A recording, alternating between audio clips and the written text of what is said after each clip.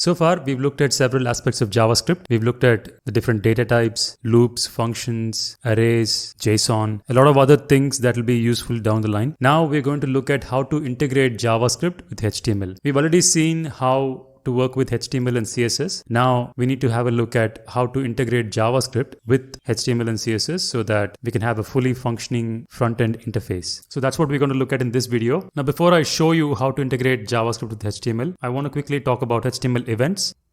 So if you look here, we have some events listed on the left, and we have a description of what those events are. So basically, a HTML event is a certain point in the timeline of how that page changes or how a user interacts with that page. So for example, if you look at the first one, it says onload. So onload is basically an event that gets triggered whenever the browser has finished loading the page. So when you enter a certain address in the browser's URL and you go to the page, there will be a certain amount of time that it will take to fully load the page. So when that page fully loads, the onload event will be triggered. And the second one is onChange. So whenever a certain HTML element is changed, the onChange event will get fired. And the onClick event is basically when the user clicks on a HTML element, it will get fired. On mouse over, the user moves the mouse over a HTML element, it will get triggered. And on mouse out will get fired when the user moves the mouse away from a HTML element. On key down is basically when the user pushes a keyboard key. So these are a few HTML events.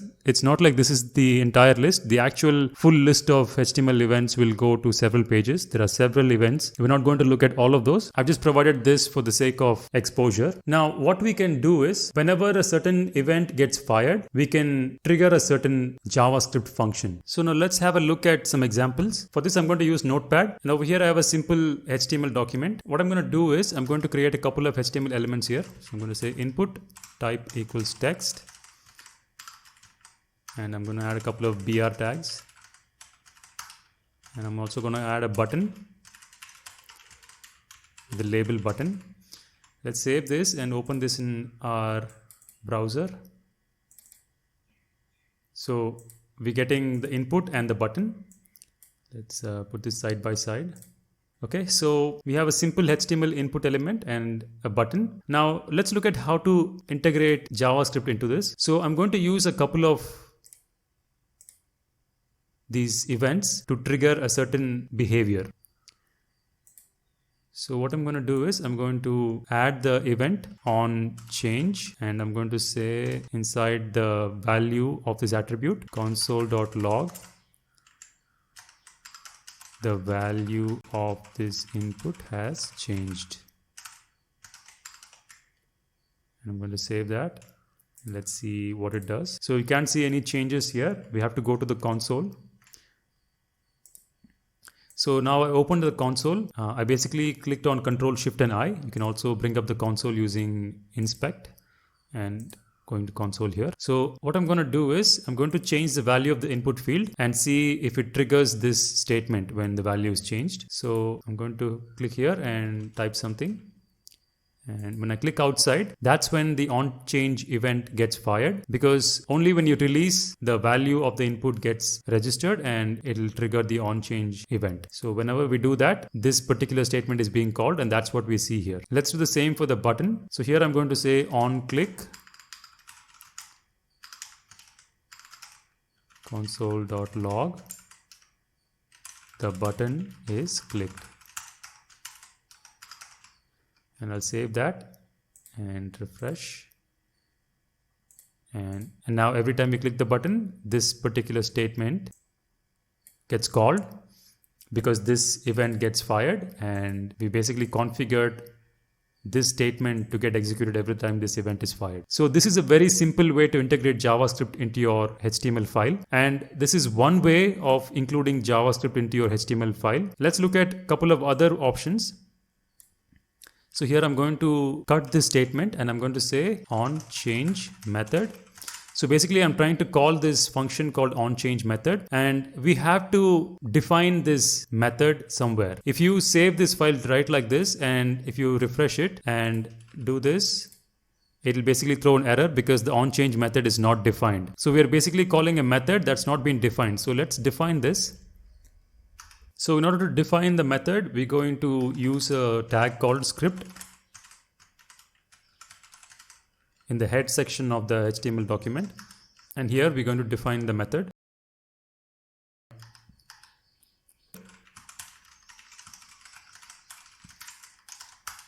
So here I'm going to paste the line that I copied from what was inside previously. Okay, so now the function is defined. Let's see if this works. So I'm going to do the same, and now we get the output. Whatever is being defined within the function gets executed because we're calling this method every time the onChange event gets fired, and the definition is specified here, and inside the definition we have this statement. So that's why we're getting this statement being called every time we change the value. Similarly, let's do this for the button. First I'm going to cut this, and I'm going to say onClick method, and here I'm going to say function onClick method. I'm going to define it.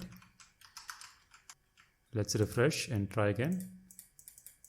It works. So far we've looked at a couple of ways of including JavaScript into the HTML. First, we saw how we can quickly write a piece of JavaScript code right within the double quotes here and it will get triggered. And now we saw how we can call methods that are being defined in the head section inside a script tag. Now let's look at another more efficient method, which is to include an external JavaScript file. So this is exactly like how we include CSS. We saw how there are three ways of including CSS into HTML file. One is the inline CSS, which is using the style attribute. The second is the internal CSS, which includes the CSS inside a style tag, and the third method, which is the preferred method, and that is to include an external style sheet using the link tag. So similarly, there are three ways to include JavaScript inside HTML. There's inline JavaScript, which is how we did the console.log method here, and there is the internal JavaScript, which is using the script tag. Now let's look at the third and the most preferred method, which is using the external JavaScript file. So what I'm going to do here is I'll cut this whole thing.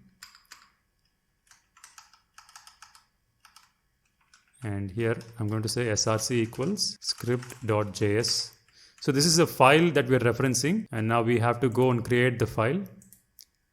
I'm going to paste the JavaScript code that we copied here, and I'm going to save this right next to the HTML file as script.js. So I'm going to save that, and now we refresh and we can see that it's working. And you can see that because we moved all of the JavaScript inside this file, this piece of code looks really neat. If you try and add all of the JavaScript code inside the head tag, it'll look really messy. So this is the preferred way of including JavaScript. There should be a closing head tag here. And of course, like we have our JavaScript inside this script.js file, and we can continue to add more JavaScript methods here to be used in this HTML document. So this is a quick introduction on how to use JavaScript inside a HTML file. There's definitely more to this, but this is a brief introduction on how to use JavaScript inside a HTML file, and you can already see how it helps us to modify the behavior of a website. We'll be looking at this in more depth in the future videos, but this is it for now. Please make sure to like and share this video, and also subscribe to our channel and press the bell icon for notifications. If you have any questions, please post them down below. I'll be happy to answer them. You can also support our channel by donating. Links to donations are down below. You can use Patreon or UPI payment to donate to us, and every donation that you make will help us continue to provide free educational content. Thanks for watching. I'll see you in the next one.